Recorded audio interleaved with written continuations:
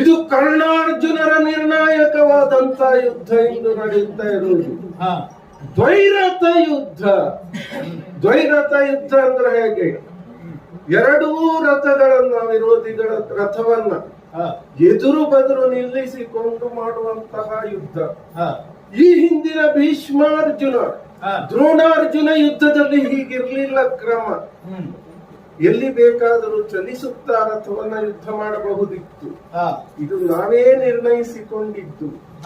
ನನ್ನ ಅಭಿಮಾನಿಗಳು ಇಲ್ಲಿ ಅಕ್ಷೋಹಿಣಿ ಸಂಖ್ಯೆಯಲ್ಲಿ ಸೇರಿದ್ದಾರೆ, ನಿನ್ನ ಅಭಿಮಾನಿಗಳು ಸೇರಿದ್ದಾರೆ, ಶಲ್ಯರ ಅಭಿಮಾನಿಗಳು ಬಂದಿದ್ದಾರೆ, ಕೃಷ್ಣನ ಅಭಿಮಾನಿಗಳು ಬಂದಿದ್ದಾರೆ. ಯಾಕಾಗಿ ನಿರ್ಣಾಯಕರಾದಂತಹ ಕರ್ಣಾರ್ಜುನರ ಯುದ್ಧ ಹೇಗೆ ಸಾಗುತ್ತದೆ ಅಂತ ನೋಡ್ಲಿಕ್ಕೆ ಬಂದಿದ್ದಾರೆ.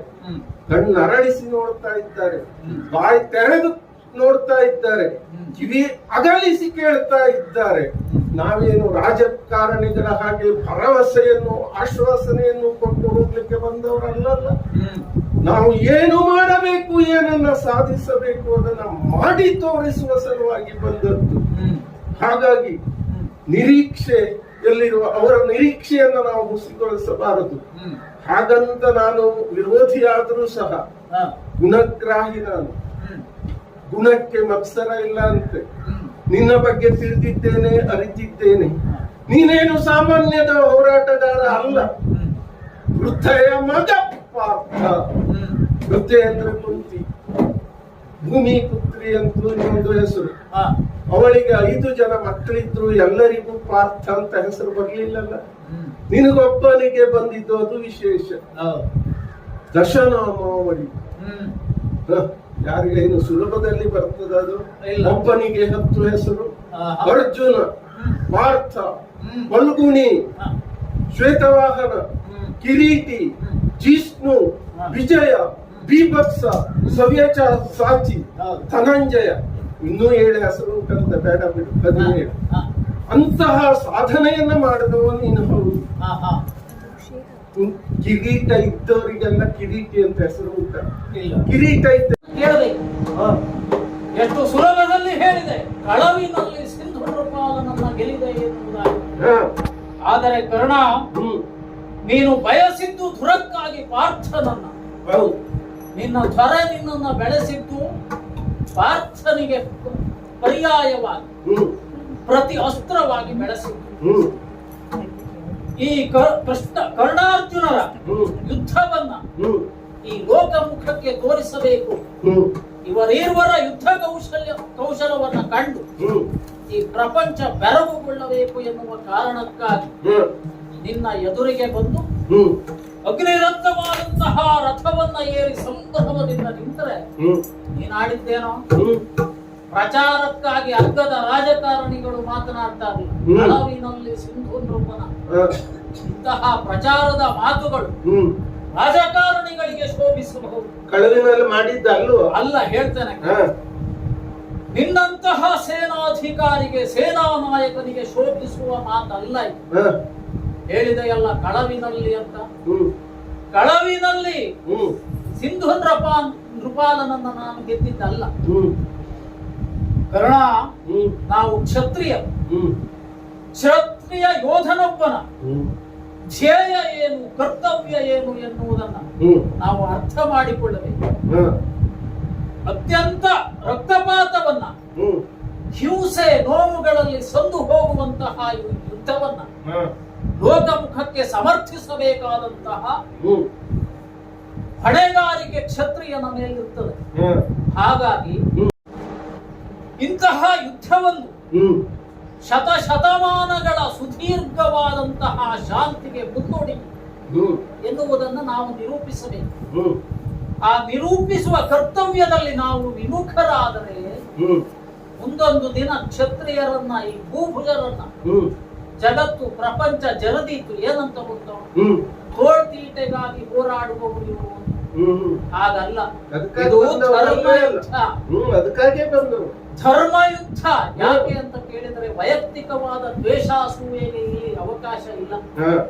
ಕರ್ಣನಲ್ಲಿರಬಹುದಾದಂತಹ ದೋಷದ ಮೇಲೆ ಪಾರ್ಥನ ದ್ವೇಷವೇ ಹೊರತು ಕರ್ಣನ ಮೇಲಲ್ಲ.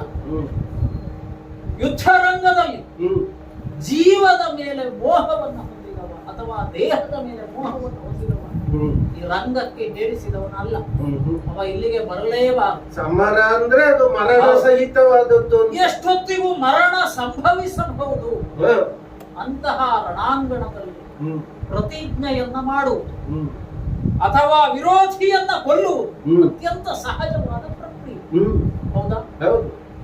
ಕೊಂದವ ವೀರನಾಗುತ್ತಾನೆ, ಸತ್ತವ ವೀರ ಸ್ವರ್ಗ ಸೇರ್ತಾನೆ. ಇದು ಯುದ್ಧದ ನಿಯಮ, ಯುದ್ಧದ ನಿಯಮ. ಸರಿ. ಆಗಿರುವ ಭೀಷ್ಮರು ಪ್ರತಿಜ್ಞೆಯನ್ನು ಮಾಡಿದ್ರು ಆರಂಭದಲ್ಲಿ. 10 ದಿನದಲ್ಲಿ ದಶಸಹಸ್ರ ಮುಕುಟವರ್ಧನರ ತಲೆಯನ್ನು ಉರುಳಿಸ್ತೇವೆ ಅಂತ ಹೇಳಿದ್ರು. ಪಾಂಡವರೆಲ್ಲ ಅಡಗಿ ಕುಳಿತರು. ಅಥವಾ ನಾವು ಮುಕುಟವರ್ಧನರನ್ನೆಲ್ಲ ಅಡಗಿಸಿದೆವು? ಇಲ್ಲವಲ್ಲ. ಆದರೆ ನನ್ನ ಮಗನ ಸಾವಿಗೆ ಕಾರಣೀಭೂತನಾದ ಆ ಸೈಂಧವ ಎನ್ನುವ ಕಾರಣಕ್ಕಾಗಿ ಅವನನ್ನ ಕೊಲ್ಲುತ್ತೇನೆ ಅಂತ ಪ್ರತಿಜ್ಞೆ ಮಾಡಿದವಾಗ ನೀವು ಮಾಡಿದ್ದೇನೋ? ಏನೋ ಮಾಡಿದ್ದು? ಅಡಗಿಸಿಟ್ಟಂತ ಬೆಂಗಡೆಯೊಳು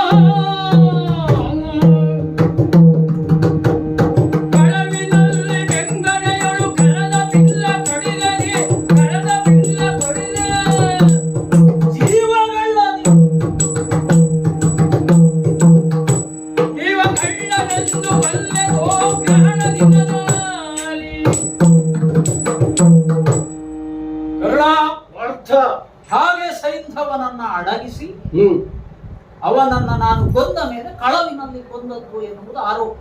ಅಡಗಿಸಿದ್ದು ಕಳ್ಳತನ, ಕೊಂದದ್ದಲ್ಲ. ಹಾಗಿದ್ರೆ ಕಳ್ಳತನದ ಆರೋಪವನ್ನು ಮಾಡುವ ನೀನು ಮಾಡಿದ್ದೀಯೇನೋ? ಕರ್ಣ, ಈ ಯುದ್ಧ, ವೈರ, ಪ್ರೀತಿ ಇವೆಲ್ಲವೂ ಕಟ್ಟುವ ಕಾಯಕವಾಗಬೇಕು, ಧನಾತ್ಮಕವಾದ ಕಾರ್ಯವಾಗಬೇಕು. ಮೊದಲಿಂದಲೂ ಪಾಂಡವರು, ಅರ್ಜುನ ಕಟ್ಟುವ ಕಾರ್ಯವನ್ನೇ ಮಾಡಿದ್ದಾರೆ. ಬದಲಾಗಿ ಕೌರವರು ಮತ್ತು ನೀವು ಮಾಡಿದ್ದು ನಾಶಗೊಳಿಸುವ, ಹಾಳು ಮಾಡುವ ಕಾರ್ಯವನ್ನು. ಅನ್ನದಲ್ಲಿ ವಿಷವಿಟ್ಟು ಅರಗಿನ ಮನೆಯಲ್ಲಿ ಸುಡುವುದಕ್ಕೆ ಪ್ರಯತ್ನಿಸಿದ್ದು, ಹೆಣ್ಣೊಬ್ಬಳನ್ನ ತುಂಬಿದ ಸಭೆಯಲ್ಲಿ ಮಾನಭಂಗಕ್ಕೆ ಒಳಪಡಿಸುವುದಕ್ಕೆ ಪ್ರಯತ್ನ ಪಟ್ಟದ್ದು, ನಿನ್ನ ಘೋಷಯಾತ್ರೆ, ಗೋಗ್ರಹಣ ಇವೆಲ್ಲವೂ ಹಾಳು ಮಾಡುವ, ನಾಶ ಮಾಡುವ ಪ್ರಕ್ರಿಯೆ. ಆದರೆ ನಾವು ಎಲ್ಲದರಲ್ಲೂ ಕಟ್ಟುವ ಪ್ರಕ್ರಿಯೆಯನ್ನು ಮಾಡಿದ್ದೇವೆ. ಇಂದ್ರಪ್ರಸ್ಥವನ್ನ ಕಟ್ಟಿದ್ದೇವೆ. ನನ್ನ ಅಣ್ಣನಾದಂತಹ ಧರ್ಮರಾಜ ಜಾಗ ಕೊಟ್ಟವ್ರು ನಾವು. ನೀವಲ್ಲ, ನಿಮ್ಮದಲ್ಲ ಅದು ಜಾಗ. ನಿನ್ನ ಜಾಗ ಅಂತ ನೀನು ಹೇಗೆ? ನಿನ್ನ ಜಾಗ ಅದು. ನೀನು ಅಸ್ತಿತ್ವವೇ ಇಲ್ಲದಿದ್ದಂತಹ ನಿನಗೆ, ಪಾಂಡವರಿಗೆ ಪ್ರತಿರೋಧಕ್ಕಾಗಿ ಆಶ್ರಯ ಕೊಟ್ಟವ ಕೌರವ, ಅದು ಕುರುನಾಡಿನ ಅನ್ನ ನೀನು ತಿನ್ನುತ್ತಿರುವುದು. ಜಾಗ್ರತೆ. ಇಲ್ಲ ಇಲ್ಲ ಇಲ್ಲ, ಹಾಗೆ ಹೇಳಬೇಡ. ನಿಜವಾಗಿ ನಮ್ಮ ಅನ್ನ ನೀವು ತಿಂತ ಇದ್ದು ನಾವು ಹೇಗೆ ಆಗ್ತೇವೆ? ಅಧಿಕಾರದಲ್ಲಿರುವುದು ನಮ್ಮ ಅಧಿಕಾರದಲ್ಲಿ. ಅನ್ನ ತಿಂತ ಇರೋರು ನೀವು ನಮ್ಮ ಅನ್ನವನ್ನು ತಿಂತ ಇರುವುದು. ಅದ ನೆನಪಿನಲ್ಲಿ ಕರ್ಣ. ಹಾಗಾಗಿ ಕಟ್ಟುವ ಕಾರ್ಯವನ್ನ ಪಾಂಡವರು ಮಾಡಿದ್ದಾರೆ. ಏನೇನನ್ನ ಕಟ್ಟಿದ್ದೇವೆ? ಇಂದ್ರಪ್ರಸ್ಥವನ್ನ ಕಟ್ಟಿದ್ದೇವೆ. ಚಕ್ರವರ್ತಿಯಾಗಿ ನಮ್ಮ ಅಣ್ಣ ಧರ್ಮರಾಯ ಅವಭೃತ ಸ್ನಾನವನ್ನ ಮಾಡಿದ. ಚಕ್ರವರ್ತಿ ಆದ ನಂತರ ನಾವು ವನವಾಸವನ್ನ ಅನುಭವಿಸುವಾಗಲೂ ಕೂಡ ಜನಹಿತದ ಕಾರ್ಯವನ್ನು ಮಾಡಿದ್ದೇವೆ. ಕ್ಷತ್ರಿಯರ ಕರ್ತವ್ಯ ಅಂದ್ರೆ ಸಮಷ್ಟಿ ಹಿತವನ್ನು ಬಯಸಬೇಕು. ಏಕಚಕ್ರ ನಗರಿಯಲ್ಲಿ ಮಗನ ವಧೆಯಾಗಲಿ ಅಥವಾ ವಿರಾಟ ನಗರದಲ್ಲಿ ಕೀಚಕನ ವಧೆಯಾಗಲಿ, ಅರಣ್ಯದಲ್ಲಿ ಋಷಿ ಮುನಿಗಳಿಗೆ ನಾವು ಅನುಕೂಲವಾಗಿ ನಡೆದುಕೊಂಡದ್ದು ಎಲ್ಲವೂ ಸಮಷ್ಟಿ ಹಿತವನ್ನ ಬಯಸಿ ಮಾಡಿದ ಕಾರ್ಯಗಳು. ಚಕ್ರವರ್ತಿ ಎನ್ನುವ ಪೀಠದ ಮೇಲೆ ಕುಳಿತರೆ ಮಾತ್ರ ಆತ ಚಕ್ರವರ್ತಿಯಲ್ಲ, ಎಲ್ಲಿದ್ದರೂ ಅವ ಚಕ್ರವರ್ತಿ ಎನ್ನುವುದನ್ನು ನಾವು ಪ್ರತಿಪಾದಿಸಿದ್ದೇವೆ, ಪ್ರತಿಷ್ಠಾಪಿಸಿದ್ದೇವೆ, ಪ್ರಪಂಚ ಮುಖಕ್ಕೆ ತೋರಿಸಿಕೊಟ್ಟಿದ್ದೇವೆ. ಹಾಗಾಗಿ ಜನಹಿತದ ಕಾರ್ಯವನ್ನ ಎಲ್ಲ ಕಾಲದಲ್ಲೂ ಬಯಸಿದಂತಹ ಪಾಂಡವರು ಮತ್ತು ಅರ್ಜುನನನ್ನು ನೀವು ಕಳ್ಳ ಅಂತ ಕರೆಯುವುದು ಸೂಕ್ತವಲ್ಲ. ಹಾಗಾಗಿ ನೀನು ಮಾಡಿದ್ದೇನು? ನನ್ನ ಮಗನಾದಂತಹ ಅಭಿಮನ್ಯು ರಣಾಂಗಣದಲ್ಲಿ ಹೋರಾಡುತ್ತಿರುವಂತಹ ಸಂದರ್ಭದಲ್ಲಿ ಹಿಂದಿನಿಂದ ಚಾಪವನ್ನು ಕಡಿದವ ನೀನು ಅಲ್ವ? ಇದು ಕಳ್ಳತನ ಅಲ್ವ? ಅದೊಂದೇ ನೀನು 10 ದಿನಗಳ ಕಾಲ ಯುದ್ಧಕ್ಕೆ ಹಿಂದುಳಿದ ಭೀಷ್ಮರ ಮೇಲೆ ಸಿಟ್ಟು ಮಾಡಿಕೊಂಡು ಯುದ್ಧಕ್ಕೆ ಬಂದು ನಿಜವಾದ ಕ್ಷತ್ರಿಯನಿಗೆ ಇದು ಕಳ್ಳತನ.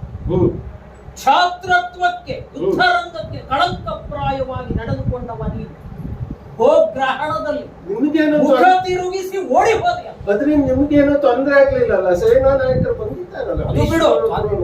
ನಾನು ನಿಮಗೆ ತೊಂದರೆ ಆಗ್ಲಿಲ್ಲ. ಕ್ಷತ್ರಿಯನ ಕರ್ತವ್ಯ ಏನು? ಕ್ಷತ್ರಿಯ ಯುದ್ಧಕ್ಕೆ ಕಟಿಬದ್ಧನ ಆದ ಮೇಲೆ ಹಿಂದುಳಿಯುವುದು ಕ್ಷತ್ರಿಯನಿಗೆ ಶೋಭಿಸುವುದಲ್ಲ. ಯಾರೋ ಒಬ್ಬ ಬ್ರಾಹ್ಮಣನೋ ಮತ್ತೊಬ್ಬನೋ ಮಾಡಿದ್ರೆ ಒಪ್ಪಬಹುದು, ಆದ್ರೆ ಕ್ಷಾತ್ರ ವೃತ್ತಿಯನ್ನು ಹೊಂದಿದವರಿಗೆ ಇದು ಶೋಭಿಸುವುದಲ್ಲ ಅಂತ. ಕ್ಷಣಕಾಲ ಹಿಂದುಳಿದಿದ್ದು ಈಗ ಬಂದಿದ್ದೇನಲ್ಲ, ಬಂದಿದ್ದೇವೆ. ಮತ್ತೆ 10 ದಿನ ಹಿಂದುಳಿದ ಕಳ್ಳತನ. ಅಭಿಮನ್ಯುವನ್ನ ಮಾಡಿದ್ದೆಲ್ಲ ನಿಮ್ಗೆ ಕಳ್ಳತನ. ನೀವು ಮಾಡಿದ್ದ ಅಭಿಮನ್ಯುವನ್ನ ಹಿಂದಿನಿಂದ ಕೊಂದದ್ದು ಕಳ್ಳತನ, ಎಲ್ಲವೂ ಕಳ್ಳತನ. ಕಳ್ಳತನವನ್ನ ನಡೆಸಿದಂತಹ ನೀನು ಈಗ ಅರ್ಜುನ ಮೇಲೆ ಆರೋಪ ಮಾಡ್ತೀನಿ. ಅಳವಿನಲ್ಲಿ ಗೋಗ್ರಹಣದಲ್ಲಿ ನೀನು ಮಾಡಿದ್ದೇನ? ಪ್ರಸ್ವಾಪನ ಅಸ್ತ್ರವನ್ನ ನಾನು ಬಿಟ್ಟಾಗ ಮೂರ್ಛೆ ಹೋಗಿ ಬಿದ್ದೆ ಅಲ್ಲ. ನಿನ್ನ ಪರಾಕ್ರಮವನ್ನು ಆವಾಗ ತೋರಿಸ್ಬೇಕಿತ್ತಲ್ಲ, ಯಾಕೆ ತೋರಿಸಲಿಲ್ಲ? ಗೋಗ್ರಹಣ ಅಲ್ಲ ಇದು, ಗೋಗ್ರಹಣ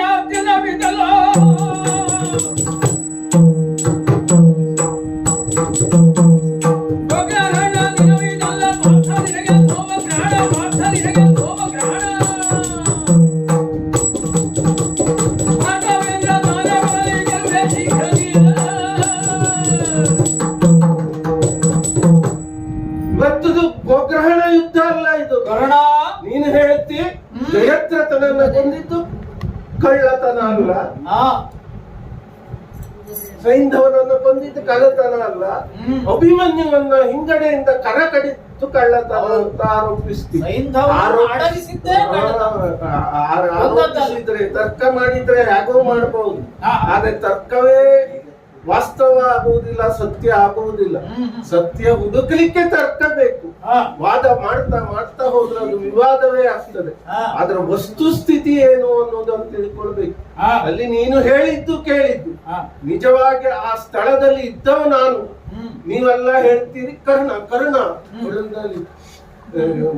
ಎಲ್ಲ ಮೋಸ ಮಾಡುವನು ಕರ್ಣ ಅಂತ ಕರ್ಣನ ಮೇಲೆ ಆರೋಪಿಸ್ತೀರಿ. ಅವನು ಒಬ್ಬ ಮೋಸಗಾರ.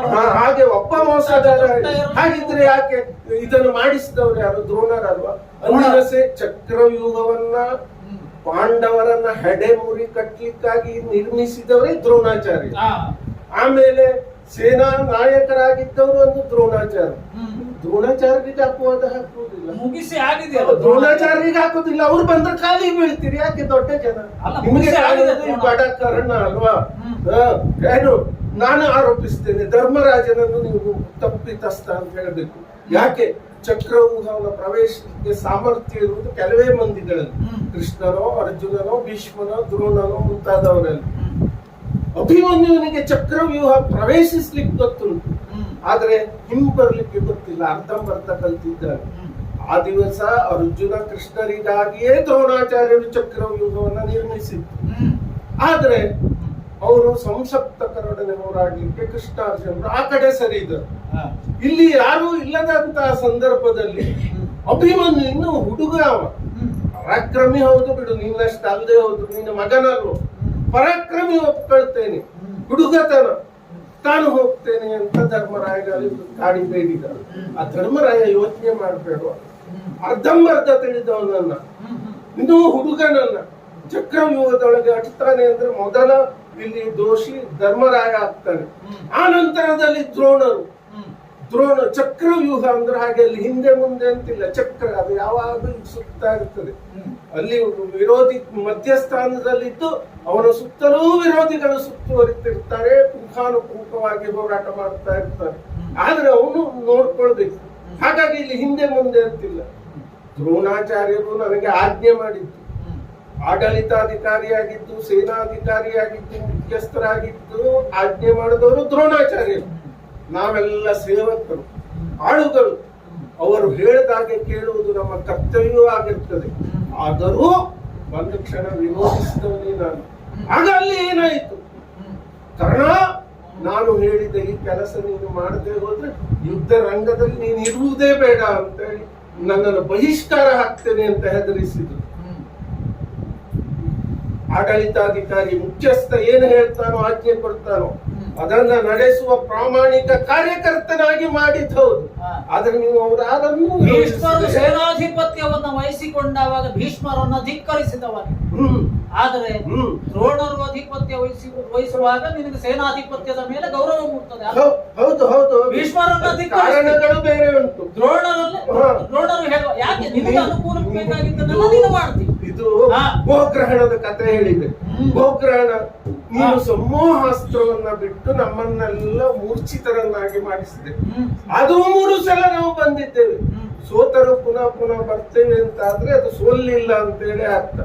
ಅಷ್ಟರಲ್ಲಿ ಹೇಳಿದ್ರು ಅವರ ಅಜ್ಞಾತವಾಸದ ಅವಧಿ ಮುಗಿಯಿತಂತೆ ಅಂತೇಳಿ ನಮ್ಮನ್ನು ಹಿಂದಕ್ಕೆ ಕರೆಸಿದ್ರು. ಆದರೂ ಎದ್ದು ಬಂದಿದ್ದೇನೆ. ಸೋತವರಿಗೆ ವ್ಯಾಖ್ಯಾನ ಇಲ್ಲ, ಗೆದ್ದವರಿಗೆ ಎಷ್ಟು ವ್ಯಾಖ್ಯಾನ ಮಾಡಬಹುದು. ಇದು ಆ ಉಗ್ರಹಣದ ಯುದ್ಧ ಅಲ್ಲ, ಏನು ಗೊತ್ತಾ? ಇದು ನಿರ್ಣಾಯಕವಾದ ಕರ್ಣಾರ್ಜುನರ ಯುದ್ಧ. ಇವತ್ತು ನೀನಲ್ಲ, ಈ ಯುದ್ಧದಲ್ಲಿ ಭಾರ್ಗವೇಂದ್ರ ಶಿಷ್ಯರೇ ಸೇನಾ ನಾಯಕರಾಗಿದ್ದು. ದ್ರೋಣರಿರ್ಲಿ, ಭೀಷ್ಮರಿರ್ಲಿ, ನಾನು ಸಹ ಅವರ ಶಿಷ್ಯನೇ. ಇವತ್ತು ಭಾರ್ಗವೇಂದ್ರರು ಬಂದ್ರು ಬಿಡ್ಲಿಕ್ಕಿಲ್ಲ. ಜಾಗ್ರತೆ.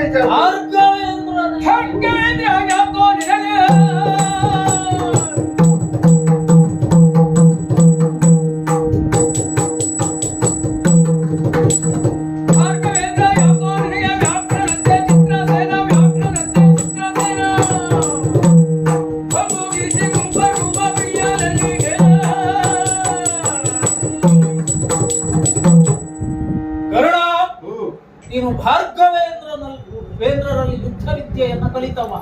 ನಾನು ಕೇಳಿದ್ದೇನೆ, ಭಾರ್ಗವೇಂದ್ರರು ವಿಷ್ಣುವಿನ ಅವತಾರ ಎನ್ನುವ ಪ್ರತೀತಿಯೂ ಇದೆ. ಆದರೆ ತ್ರೇತಾಯುಗದಲ್ಲಿ ರಾಮನೊಡನೆ ಹೋರಾಡುವಾಗ ಅವರು ತಮ್ಮ ವೈಷ್ಣವಿ ಶಕ್ತಿಯನ್ನ ಅವನಲ್ಲಿ ಸಮರ್ಪಿಸಿದ್ದಾರೆ. ತಮ್ಮ ವೈಷ್ಣವ ಧನಸ್ಸನ್ನ ರಾಮನಿಗೆ ಸಮರ್ಪಿಸಿ ಅದು ಮುಗಿದು ಹೋದ. ಈಗ ಭಾರ್ಗವೇಂದ್ರರು ಏನಿದ್ರು ದ್ರೋಣರಂತೆ ಒಬ್ಬ ಗುರುಗಳು. ಅವರಲ್ಲಿ ನೀನು ವಿದ್ಯೆಯನ್ನ ಕಲಿತಿದ್ದಿ, ಅದು ಅಲ್ವಾ ನಿನ್ನ ಹೆಗ್ಗಳಿಕೆ? ಹಾಗಾಗಿ ಭಾರ್ಗವೇಂದ್ರರಲ್ಲೇ ಯುದ್ಧ ವಿದ್ಯೆಯನ್ನ ನೀನು ಕಲಿತಿದ್ದಿ. ಭಾರ್ಗವೇಂದ್ರರು ಇಲ್ಲಿ ಬರುವ ಅಗತ್ಯ ಇಲ್ಲ. ಚಿತ್ರಸೇನ ನಿಮ್ಮ ಘೋಷಯಾತ್ರೆಯನ್ನ ನೀವು ನಿಮ್ಮ ಸೊಕ್ಕನ್ನ ನಿಮ್ಮ ಆಡಂಬರವನ್ನ ಪ್ರದರ್ಶಿಸುವುದಕ್ಕಾಗಿ ಕಾಡಿನಲ್ಲಿದ್ದಂತಹ ನಮ್ಮನ್ನ ಅಣಕಿಸುವುದಕ್ಕೆ ಘೋಷಯಾತ್ರೆಗೆ ಬಂದಿರಲ್ಲ. ಆಗ ಚಿತ್ರಸೇನ ನಿಮ್ಮ ದೊರೆಯಾದಂತಹ ಕುರುಪಶುವನ್ನ ನಾಗಪಾಶದಲ್ಲಿ ಕಟ್ಟಿ ಎಳೆದುಕೊಂಡು ಗಂಧರ್ವ ಲೋಕಕ್ಕೆ ಹೋಗುತ್ತಿರುವಾಗ ಪಶುವಿನಂತೆ ಆತ ಆರ್ದ್ರನಾಗಿ ನೋಡುತ್ತಿದ್ದ. ಎತ್ತೊಂದನ್ನ ಕಟ್ಟಿ ಎಳೆದುಕೊಂಡು ಹೋದ್ರೆ ಅದು ಹೇಗೆ ಆರ್ಥವಾಗಿ ನೋಡ್ತದೆ, ಅದೇ ತರದಲ್ಲಿ ನಿನ್ನ ದೊರೆ ನೋಡ್ತಾ ಇತ್ತು. ಆ ದೊರೆಯ ಉತ್ಪನ್ನವನ್ನು ಉಂಡಂತಹ ನೀನು ಆ ದೊರೆಗೆ ಪೂರಕನಾಗಿ ಬದುಕಿದಂತಹ ಘೋಷಯಾತ್ರೆಗೆ ಪ್ರೇರೇಪಿಸಿದಂತಹ ಊರಿನ ಕಡೆಗೆ ಮುಖ ಮಾಡಿ ಓಡ್ತಾ ಇತ್ತು. ಈಗ ಭಾರ್ಗವೇಂದ್ರ ಬೇಕಾ ನಿನಗೆ? ಅದೊಂದು ಸಣ್ಣ ಸೋಲು ಹೌದು.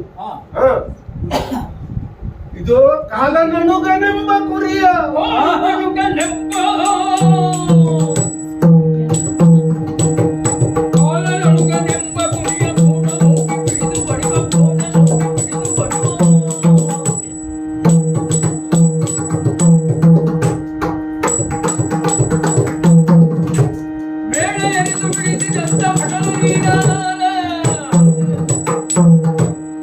ಚಿತ್ರಸೇನನ ವಿಷಯವನ್ನು ಒಳ್ಳೆಯದೇ ಆಯಿತು. ಅಲ್ಲೊಂದು ಸಣ್ಣ ಸೋಲಾದ್ ಹೌದು.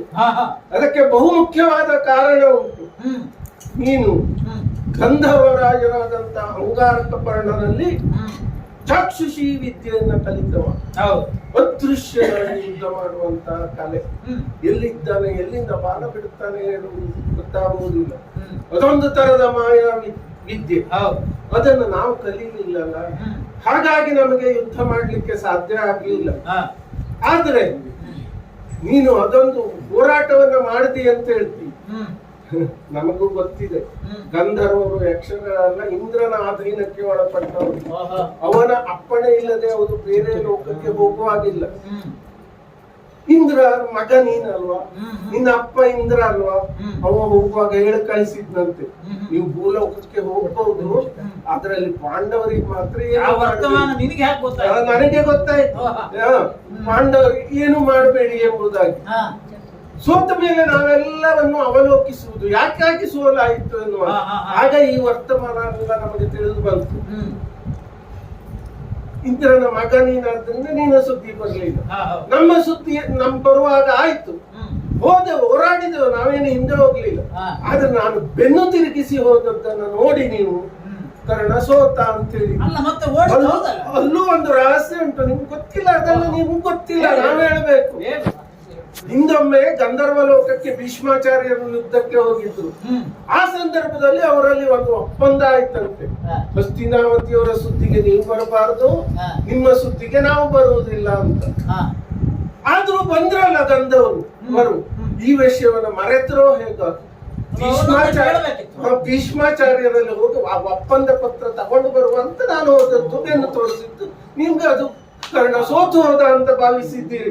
ಇದೇನು ಬಟ್ಟತನ ನಿಮ್ಗೊಂದೇ ಮಾರು ಹೋಗಿದ್ದಲ್ಲ. ಅದರಿಂದಲೇ ಕರ್ಣ ಮಾತಿಗಾಗಿಯೇ ಕಪಟ ವಿದ್ಯೆ ಇಲ್ಲಿ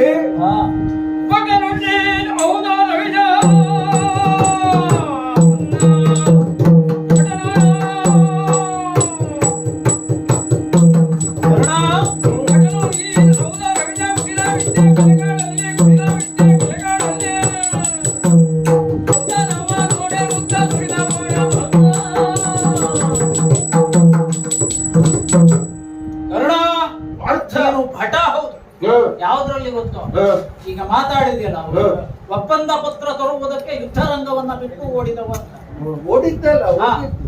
ಹಾಗಾಗಿ ಭಟ ಹೌದು, ಸಾಂಗವಾಗಿ ಯುದ್ಧ ವಿದ್ಯೆಯನ್ನು ನೀವು ಅಧ್ಯಯನ ಮಾಡಿದ್ದಿ. ಆದ್ರೆ ಇನ್ನೊಂದು ಹೆಚ್ಚಿನ ವಿದ್ಯೆಯನ್ನು ಅಧ್ಯಯನ ಮಾಡಿದ್ದಿ, ಕಪಟತನ. ನಿನ್ನ ಕಪಟತನಕ್ಕೆ ಹೆದರುವವ ಅರ್ಜುನನಲ್ಲ, ನಿನ್ನನ್ನ ಇಂದಿನ ಯುದ್ಧದಲ್ಲಿ ಗಾರುಗೆಡಿಸುತ್ತೇನೆ, ನಿಲ್ಲು ಯುದ್ಧಕ್ಕೆ. ಅರ್ಥ ಎಂದಿನಂತಲ್ಲ, ಹಿಮ್ಮೇಳ ಮುಮ್ಮೇಳ ಸರಿಯಾಗಿದ್ರು ಮಾತ್ರ ಪ್ರಸಂಗ ಸರಿಯಾಗಿ ನಡೆಯುತ್ತದೆ, ಯಶಸ್ವಿಗೊಳ್ಳುತ್ತದೆ. ಇವತ್ತು ಹಿಮ್ಮೇಳನ ಸರಿಯಾಗಿ ಮಾಡಿಕೊಂಡೇ ಬಂದಿದ್ದೇನೆ, ಗಟ್ಟಿ ಮಾಡಿಕೊಂಡು ಸಾಮರ್ಥ್ಯದಿಂದ. ನೀನು ಪಾಠನಾದ್ರೆ ಎದುರಿಸೋ.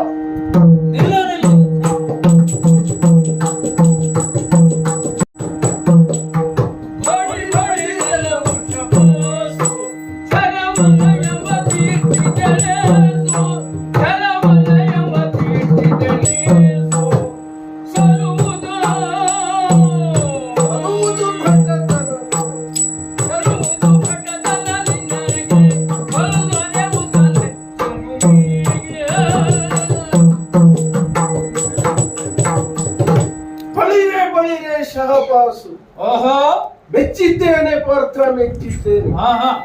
ಯಾಕೋ ಗುಣಕ್ಕೆ ಮತ್ಸರ ಇಲ್ಲ, ನಾನು ಯಾವಾಗೂ ಗುಣಗ್ರಾಹಿ.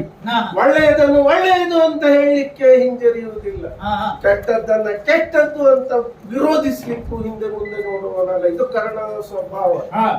ನಾನು ಪುಂಖಾನುಪುಂಖವಾಗಿ ಎಸೆದಂತಹ ಸರವನ್ನೆಲ್ಲ ಶರ ವಲಯ ಅದನ್ನ ನೋಡು ಮಧ್ಯದಲ್ಲಿಯೇ ತುಂಡರಿಸಿದ್ದೀಯ.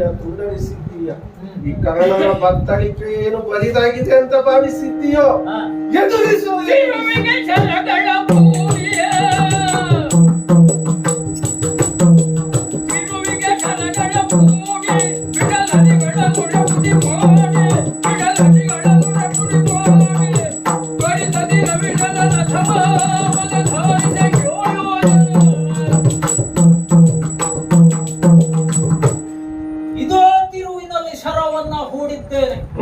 ವರ್ಣನ ರಥವನ್ನು ಒದಿದರೆ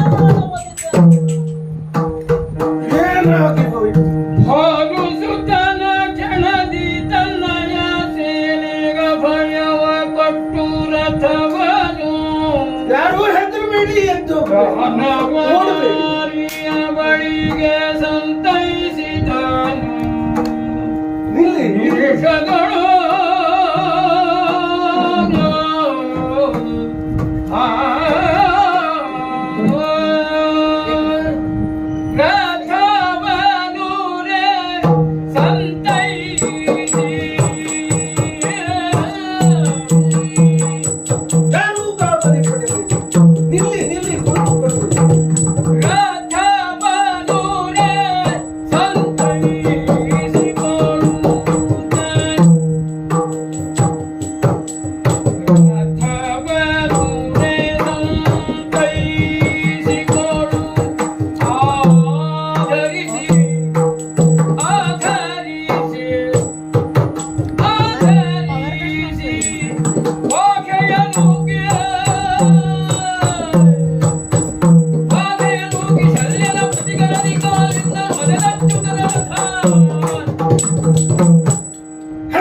ಹೆದರಬೇಡಿ, ಓಡಬೇಡಿ. ನಾನೀಗ 10 ಹೆಜ್ಜೆ ಹಿಂದಿಟ್ರೆ ಅವ್ರು 20 ಹೆಜ್ಜೆ ಹಿಂದಿರ್ತಾರೆ ಸೈನಿಕರು. ಗಾಬರಿಗೊಂಡಂತಹ ಸೈನಿಕರು ಯಾಕೆ ಗಾಬರಿಗೊಂಡಿದ್ದಾರೆ? ಕ್ಷಣಾರ್ಧದಲ್ಲಿ ನಮಗೆ ಅರಿವಿಲ್ಲದಂತೆ ನನ್ನ ಈ ವರೂಥವನ್ನ ಗುರಿಯಂತೆ ಗರ ಗರ ಗರ ಗರ ತಿರುಗಿಸಿ 7 ಯೋಜನಾಂತರ ಹಿಂದೆ ನುಗ್ಗಿದ್ದಾನೆ ಅರ್ಜುನ. ಭಲೆ ಭಲೆ ಮೆಚ್ಚಬೇಕು. ಹಾಗಂತ ಇದನ್ನು ನಾವು ಯಾರು ಹೀಗೆ ಮಾಡ್ತಾನೆ ಅಂತ ಅಂದುಕೊಂಡಿರಲಿಲ್ಲ. ರಥವನ್ನ ನಡೆಸುವವರಿಗೆ ರಥವನ್ನ ಸರಿಪಡಿಸಲಿಕ್ಕೂ ಗೊತ್ತಿರಬೇಕು. ಕ್ಷಣಾರ್ಧದಲ್ಲಿ ನಾನೇ ರಥವನ್ನ ಸರಿಪಡಿಸಿದ್ದೇನೆ. ನನ್ನ ಸೈನಿಕರಿಗೆಲ್ಲ ಹೆದರಬೇಡಿ ಅಂತ ಅಭಯ ಕೊಟ್ಟಿದ್ದೇನೆ. ಈ ಕರ್ಣನ ದೇಹದಲ್ಲಿ ಉಸಿರಿರುವವರೆಗೆ ನೀವ್ಯಾರು ಹೆದರುವ ಅವಶ್ಯಕತೆ ಇಲ್ಲ. ಬನ್ನಿ ನನ್ನೊಡನೆ. ನೋಡಿ, ರಥವನ್ನ ಸಂತೈಸಿ ಕೈಯಲ್ಲಿ ವಾಘೆಯನ್ನ ಹಿಡಿದು ಅರ್ಜುನನ ಎದುರು ರಥವನ್ನ ನಿಲ್ಲಿಸಿದ್ದೇನೆ. ಈಗ ಇದಕ್ಕೆ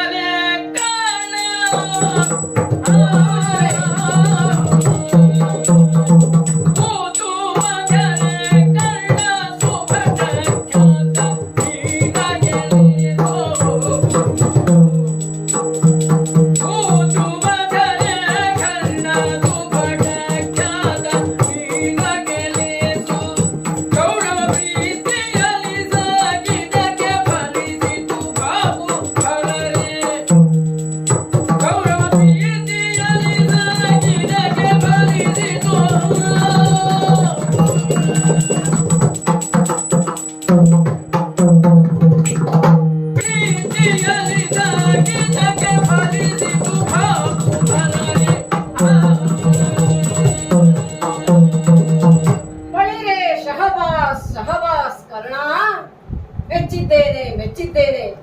ನಿನ್ನ ಶೌರ್ಯ ಪರಾಕ್ರಮವನ್ನ ಕಂಡು ಸಂತೋಷಗೊಂಡಿದ್ದೇನೆ ಕೂಡ. ಅಯ್ಯ, ಪ್ರಪಂಚವೇ ಒಮ್ಮೆ ನಿನ್ನತ್ತ ನೋಡಬೇಕು, ಅಂತಹ ಪರಾಕ್ರಮವನ್ನ ಪ್ರಕಟಿಸಿದೆಯಲ್ಲ. ನಮ್ಮ ಈ ದಿವ್ಯವಾದಂತಹ ಅಗ್ನಿ ರಥವನ್ನ ಕಾಲಿನಿಂದ ಒದೆದು ಸರಿಸಿದೆಯಲ್ಲ. ಮೆಚ್ಚಿದ್ದೇನೆ ಮೆಚ್ಚಿದ್ದೇನೆ. ಜಗತ್ತೇ ನಿನ್ನನ್ನ ಒಮ್ಮೆ ನೋಡಬೇಕು ಅಂತಹ ಸಾಧನೆಯನ್ನು ಮಾಡಿದ್ದೀಯ ಅಯ್ಯ. ನೀನು ಮೆಚ್ಚಿದ ಮೇಲೆ ಜಗ ಮೆಚ್ಚಿದ ಕರ್ಣ. ಆ ನಿನ್ನ ಆಪ್ತ ಮಿತ್ರನಾದಂತಹ ಕೌರವ ನಿನ್ನನ್ನ ಗುಣಶೀಲನನ್ನಾಗಿ ಮಾಡಿದ. ಅಷ್ಟೇ ಅಲ್ಲ, ಗುಣಶೀಲನನ್ನಾಗಿ ಮಾಡಿದ್ದಾನೆ. ಜೊತೆಗೆ ಮುಂದೆ ತನ್ನ ಆಪತ್ತಿಗೆ ಒದಗಿಸಿಲ್ಲ ಎಂಬ ನೆಲೆಯಲ್ಲಿ ಮಕ್ಕಳಂತೆ ಪ್ರೀತಿಯಿಂದ ಸಾಕಿ ಸಲಹಿದ್ದಾನೆ ಕೂಡ ಅಲೋ. ಅಂತಹ ನಿನ್ನ ಆಪ್ತ ಕೌರವನಿಗೆ ಸಲಹಿ ಸಾಕಿದ್ದು ಸಾರ್ಥಕವಾಯಿತು ಎನ್ನುವ ಹಾಗೆ ಮಾಡಿದೆ. ಶಹಬಾಷ್.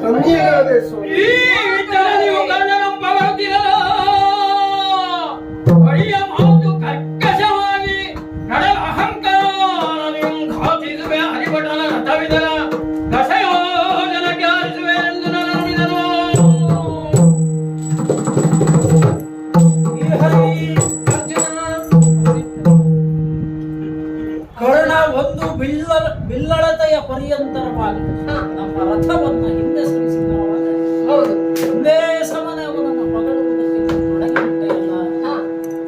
ಏನು ಯುದ್ಧರಂಗದಲ್ಲಿ ಕರೆದುಕೊಂಡು ಬಂದು ಯುದ್ಧರಂಗದಲ್ಲಿ ಅರ್ಜುನ್ಗೆ ಒಂದು ಸನ್ಮಾನ ಇಟ್ಟುಕೊಳ್ಳುವ ಅಂತ ನಾನು ಮಾಡಿದ್ದೀನಿ.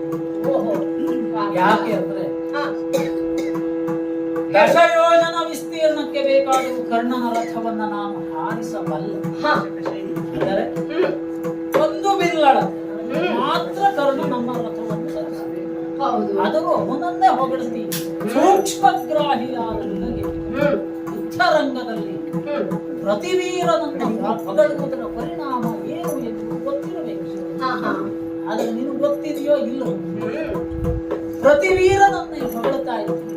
ಪ್ರತಿವೀರನನ್ನ ಹೊಗಳುವುದರಿಂದ, ಪ್ರಶಂಸಿಸುವುದರಿಂದ ಯುದ್ಧತಂತ್ರದಲ್ಲಿ ಬದಲಾವಣೆ ಆಗುವುದು. ಆತ ಯುದ್ಧತಂತ್ರವನ್ನ, ನಮ್ಮ ಯುದ್ಧತಂತ್ರವನ್ನು ಅರಿತು ಬೇರೆಯ ತಂತ್ರವನ್ನು ಬೆಳೆಸಬಹುದು. ಇದು ಅಲ್ಲದೆ ನಿನ್ನ ವೀರನ, ನಿನ್ನ ರಥದ ಮೇಲೆ ಕುಳಿತ ವೀರನ ಆತ್ಮವಿಶ್ವಾಸ ಹೊಂದುವುದಿಲ್ವೋ? ಹಾಗಾಗಿ ನಿನ್ನ ಮಾತನ್ನು ಕರ್ಕಶವಾಗಿ ಅರ್ಜುನ, ಇದೇನೋ ನಿನ್ನ ವಿಷಾದ. ಕೃಷ್ಣ, ಈ ಈ ಕೃಷ್ಣನನ್ನ ನೀನು ತಿಳಿದದ್ದು ಇಷ್ಟೇ ಏನು? ಹಾ, ಅಂದು ಹಾ, ಸತ್ಯಭಾಮೆಯನ್ನ ಹೊಗಳಿದಂತಹ ಕಾಲಕ್ಕೆ ಹಾ, ಅಲ್ಲಿ ನರಕಾಸುರ ಸತ್ತಿದ್ದಾನೆ. ಹಾ. ಅದು ಹೌದಾ? ಇನ್ನು ಹಾ, ಮನೆಯ ಅಂಗಳದಲ್ಲಿ ನೆಟ್ಟಂತಹ ತುಳಸಿ ಗಿಡಕ್ಕೆ ಮನೆಯಲ್ಲಿ ಇಲ್ಲಿ ನೀರು ಹಾಕಿದ ಕಾಲಕ್ಕೆ ಅಲ್ಲಿ ಗಂಗಾ ನದಿಯಲ್ಲಿ ಪ್ರವಾಹ ಬಂತಂತೆ ಹಾ. ಅಲ್ವೋ? ಹೌದು, ಕೇಳಿದ್ದೀನಿ. ಇನ್ನು ಸತ್ಯಭಾಮೆಯ ಮನೆಯಲ್ಲಿ ನೆಟ್ಟಂತಹ ಆ ಪಾರಿಜಾತದ ಗಿಡ ಪಾರಿಜಾತ. ಹೂವನ್ನ ರುಕ್ಮಿಣಿ ಮನೆಯ ಅಂಗಳದಲ್ಲಿ ಬೀಳಿಸಿತ್ತಂತೆ ಅಲ್ವೋ? ಅದೆಲ್ಲ ನಾವು ಕೇಳಿದ್ದೇವೆ ನಿನ್ನ ವೃಂದಾವನದ ಕಥೆಗಳನ್ನು. ಅಲ್ಲ. ನೀನು ಹೋಗುವುದು ಒಬ್ಬರ ಮನೆಗೆ, ಬರುವುದು ಮತ್ತೊಬ್ಬರ ಮನೆಗೆ. ಹಾ, ನಿನ್ನ ಬಗ್ಗೆ ಬಹಳ ಕಥೆಗಳು ಉಂಟು. ಅರ್ಜುನ, ನನ್ನೊಡನಿದ್ದು ನನ್ನನ್ನ ತಿಳಿದುಕೊಂಡಿದ್ದು ಎಷ್ಟು ನೀನು ಅಂತ ಕೇಳಿದೆ. ಹಾ. ನೋಡು, ಹಾ. ಸಂಕಲ್ಪ, ಹಾ. ಕೃಷ್ಣ ಸಂಕಲ್ಪ. ಓಹೋ. ಅರ್ಜುನ, ಹಾ.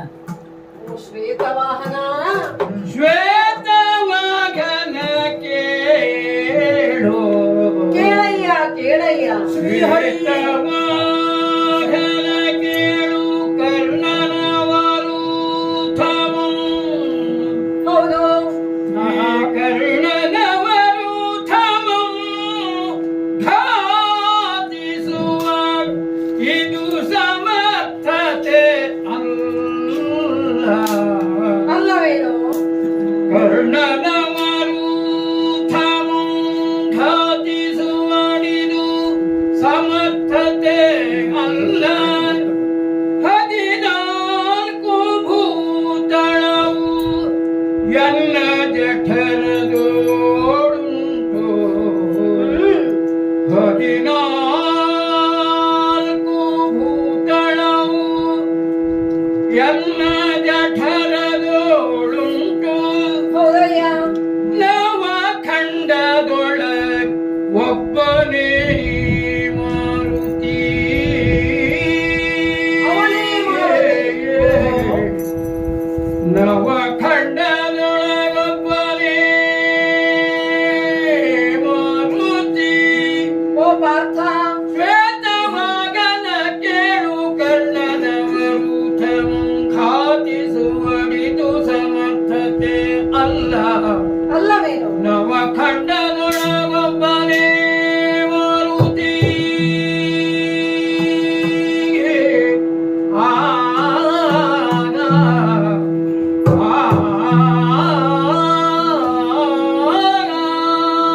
ಓ ಶ್ವೇತವಾಹನ. ಕೃಷ್ಣ. ಅಯ್ಯ, ಶ್ವೇತ ಹ್ಮ್.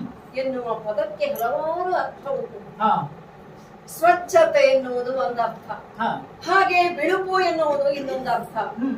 ಇನ್ನೂ ಹೇಳಬೇಕು ಅಂತಾದರೆ ಹ್ಮ್. ತ್ಯಾಗ ಎನ್ನುವಂತಹ ಅರ್ಥವನ್ನು ನಾವು ಬಳಸುತ್ತೇವೆ. ಹಾ, ಅಂತಹ ಸ್ವಚ್ಛ ಮನಸ್ಸುಳ್ಳವ ನನ್ನ ಪಾರ್ಥ ಹಾ, ಅಲ್ವೋ? ಹಾ, ಅಂತಹ ಸುಂದರವಾದ ಮನಸ್ಸು ನಿನ್ನದು. ಹಾ. ಯಾಕೆ ಯಾಕೆ ಅದನ್ನ ರಾಣಿಯಾಗಿಸಿಕೊಳ್ತಾ ಇದ್ದೀಯ? ತಿಳಿಯಾದ ಮನಸ್ಸನ್ನ. ಹಾಗಾಯ್ತು. ಹ, ಯಾಕೆ ಹೇಳ್ತಾ ಇದ್ದೇನೆ? ಹಾ, ಹ, ನೋಡು, ಆ ಕರುಣನನ್ನ ಹೊಗಳಿದ್ದೇನೆ, ಹೌದು. ಯಾಕೆ ಹೊಗಳಿದ್ದೇನೆ? ಹ್ಮ್. ಹೊಗಳುವಂತಹ ಕಾರ್ಯವನ್ನ ಆತ ಮಾಡಿದ್ದಾನೆ, ಆ ನೆಲೆಯಲ್ಲಿ ನಾನು ಹೊಗಳಿದ್ದು. ಹೌದೇ? ನಮ್ಮ ರಥ ಎಲ್ಲರಂತಹ ರಥವು ಹಾ, ದಿವ್ಯವಾದಂತಹ ಅಗ್ನಿರಥ. ಆ ಅಗ್ನಿರಥವನ್ನ ಆತ ಒದೆದು ಸರಿಸಿದ್ದಾನೆ. ಹಾ, ಹಾ, ಹಾ, ಹಾ. ಇದೊಂದು ಪರಾಕ್ರಮವೇ ಹೌದು. ಹಾ, ಹಾ. ಆದರೆ ಅರ್ಜುನ, ಹಾ, ಈ ನಿನ್ನ ಕೃಷ್ಣ ಹಾ, ನಾನು ಹೇಳಿದ್ದನ್ನ ನೀನು ಅರ್ಥ ಮಾಡಿಕೊಳ್ಳುವುದೇ ಇಲ್ಲ. ಹಾ. ಅವನನ್ನ ಹೊಗಳಿದ್ದೇನೆ, ಹೌದು. ಹಾ. ಆದರೆ ನಿನ್ನನ್ನ ಮೇಲು ಸ್ತರದಲ್ಲಿ ಇಟ್ಟೇ ಹೊಗಳಿದ್ದು. ಹಾ. ಅದು ನಿನಗ ಗೊತ್ತಾಗಲಿಲ್ಲ. ಅದು ಗೊತ್ತಾಗಲಿಲ್ಲ. ಅಲ್ಲ. ಮತ್ತೆ ನಾನು ಹೇಳಿದ್ದೇನು? ಕರುಣ, ಕೌರವ ನಿನ್ನ ಸಾಕಿದ್ದು ಸಾರ್ಥಕವಾಯಿತು ಅಂತ ಅಂದ್ರು. ಇಷ್ಟೇ ಹೇಳಲಿಲ್ಲ, ಸಾರ್ಥಕವಾಯಿತು, ಸಾಕು, ಬದುಕು ಸಾಕು ಅಂತ ಹೇಳಿದ್ದೇನೆ ಅವನಿಗೆ. ಆ ಸಾಕು ಎನ್ನುವ ಪದದ ಅರ್ಥವನ್ನ ನೀನು ಗ್ರಹಿಸಲೇ ಇಲ್ಲ. ಅಯ್ಯ ಹಾ, ಅರ್ಜುನ, ಹಾ, ನನ್ನೊಟ್ಟಿಗೆ ಇದ್ದವ ನೀನು ಹಾ, ನನ್ನನ್ನು ಅರ್ಥ ಮಾಡಿಕೊಳ್ಳದೆ ಮಾತನಾಡ್ತಾ ಇದೆಯಲ್ಲ. ಹಾ. ನೋಡು, ನಮ್ಮ ರಥವನ್ನ ಆತ ಸರಿಸಿದ್ದಾನೆ. ಹಾ. ಅಲ್ಲ, ನೀನು ಹ್ಮ್. 7 ಯೋಜನೆ ದೂರ ಒಗೆದಿದ್ದೀಯಾ ಎನ್ನುವ ಮಾತನ್ನ ಹೇಳಿದೆ. ಹ್ಮ್. ಅಲ್ಲ, ಹೌದು. ಆದರೆ ಆ ರಥ ಯಾವುದು? ದಶ ಯೋಜನ ಬೇಕಾದ್ರೂ ಹಾರಿಸ್ತೇನೆ. ಹೌದು. ಆ ಸಾಮರ್ಥ್ಯ ಉಳ್ಳಂತಹ ನೀನು ಹಾ. ಶಕ್ತಿವಂತನು, ಹೌದು, ಗೊತ್ತು ನನಗೆ. ಹಾ, ಹಾ. ಆದರೂ ಕೂಡ ನಮ್ಮ ರಥದಲ್ಲಿ ಇರುವಂತಹ ವಿಶೇಷತೆ ಏನು? ಸಾಮಾನ್ಯ ರಥವು ಹ್ಮ್. ದಿವ್ಯವಾದಂತಹ ರಥ, ಅಗ್ನಿ ರಥ. ಜೊತೆಗೆ 4 ಕುದುರೆಗಳ ಜೊತೆ ಸಾರಥಿಯಾದಂತಹ ಕೃಷ್ಣನಿದ್ದಾನೆ. ಇಷ್ಟೇ ಅಲ್ಲ, ಬ್ರಹ್ಮಾಂಡ ಮಾಂಡೋದರ 14 ಲೋಕಗಳು ಕೂಡ ನನ್ನ ಚಕ್ರದಲ್ಲಿವೆ. ಇನ್ನು ಅಂತಹ ನನ್ನನ್ನು ಜೊತೆಗೆ ಬ್ರಹ್ಮಾಂಡವನ್ನು ಒಟ್ಟಿಗೆ ಎತ್ತಬಲ್ಲ ಸಾಮರ್ಥ್ಯವುಳ್ಳಂತಹ ಮಾರುತಿ ಕಪಿಕೇತನ, ಅಂತಹ ಒಂದು ಅದ್ಭುತವಾದ ರಥ ನಮ್ಮ ರಥವಾಗಿದೆ. ಅಂತಹ ರಥವನ್ನ ಕರ್ಣ ಎಷ್ಟೇ ಆಗಲಿ ಸರಿಸುತ್ತಾನೆ ಅಂತಾದರೆ ಹೊಗಳಲೇಬೇಕು, ಮೆಚ್ಚಲೇಬೇಕು. ಆ ನೆಲೆಯಲ್ಲಿ ನಾನು ಹೇಳಿದ್ದು, ಅರ್ಜುನ ಯೋಚನೆ ಮಾಡಬೇಡ, ನಿನ್ನ ಕರ್ಮವನ್ನ ನೀನು ಮಾಡು, ಮುಂದಿನದನ್ನ ನಾನು ನೋಡಿಕೊಳ್ಳುತ್ತೇನೆ. ಅಂದೇ ಹೇಳಿದ್ದೇನೆ, ಕರಿಷ್ಯೆ ವಚನಂತವ ಅಲ್ಲವೇನು? ಅಂತರಾಗಿದ್ದಾನೆ ನಿನ್ನ ಮಹಿಮೆಯ, ನಿನ್ನ ಮಹಿಮೆಯ ಅಂತರಾಗಿದ್ದಾನೆ ನಿನ್ನ ಮಹಿಮೆಯ, ಇಂತು ಬಣ್ಣಿ ಪರ್ಯಾರು ಲೋಕದಿ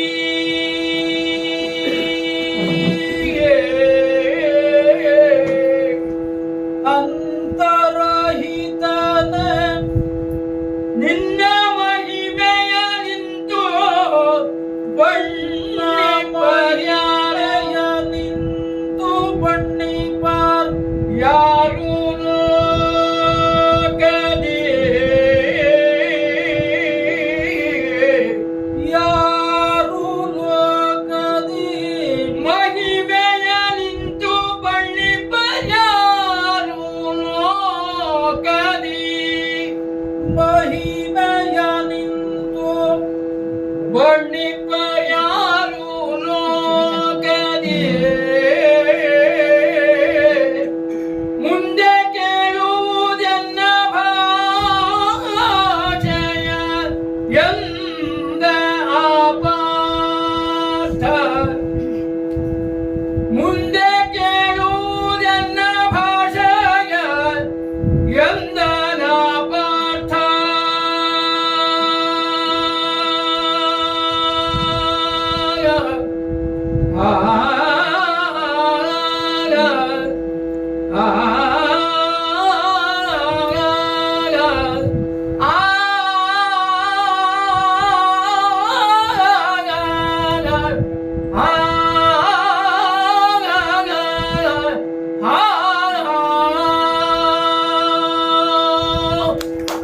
ಓ ಕೃಷ್ಣ, ಅಯ್ಯ ಪಾರ್ಥ, ಬಹಿರಂಗದಲ್ಲಿ ನಿಂತು ಹ ಜೀವಿಗಳ ಅಂತರಂಗವನ್ನ ಮೀಟುವುದರಲ್ಲಿ ಹ ನೀನು ಸಿದ್ಧ ಹಸ್ತ. ಈ ಅರ್ಜುನನ ಅಂತರಂಗವನ್ನ ನೀನು ಮೀಟುತ್ತಿದ್ದೀಯಲ್ಲ ನಿನ್ನ ಮಾತುಗಳ ಮೂಲಕ.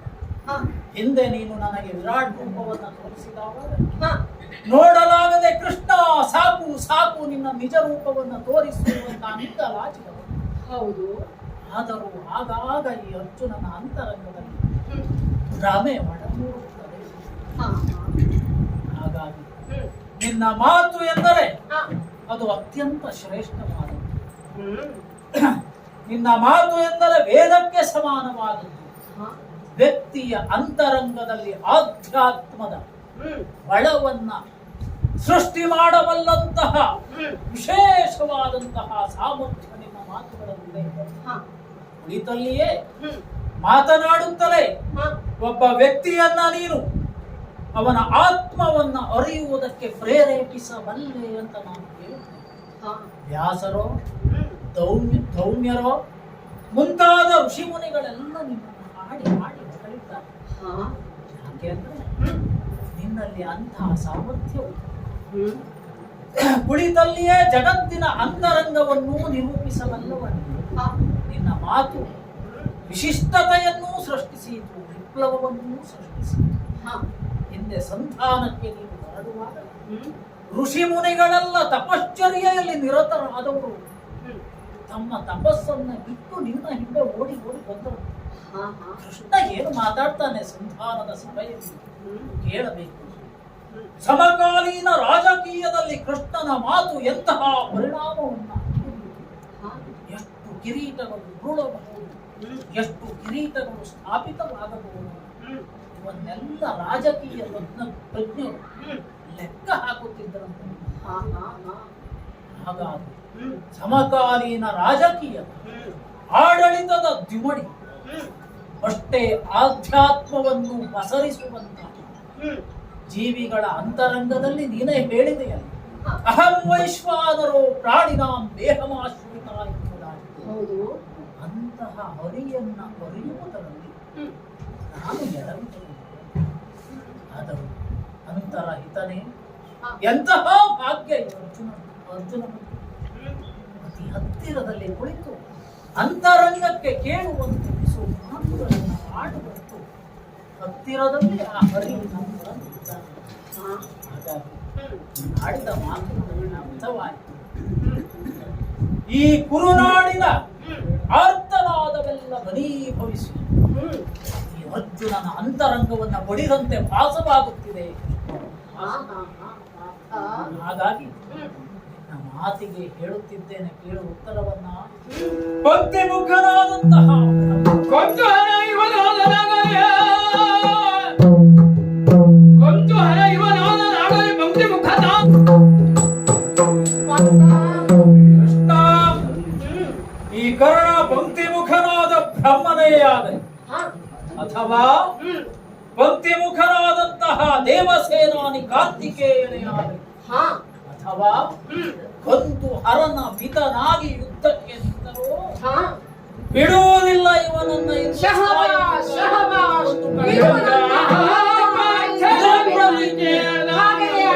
ಸುರಿದ ಕಾಮಜನಕ ಸಂದೇಹವೇದ ರಘುನಂದನ ಅಸ್ತ್ರಕ್ಕೆ ಸರಿಸಮ ನಿನ್ನಿವಚನವು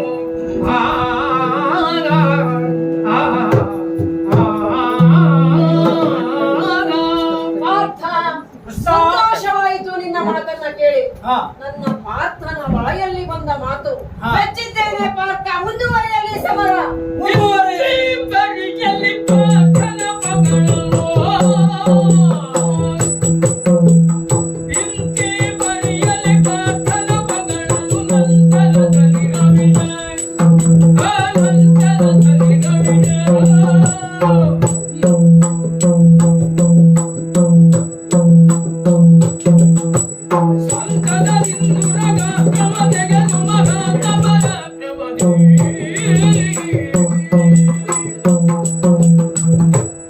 ಎಂತ ಘಟನೆಯೊಂದು ನಡೆದು ಹೋಯಿತು.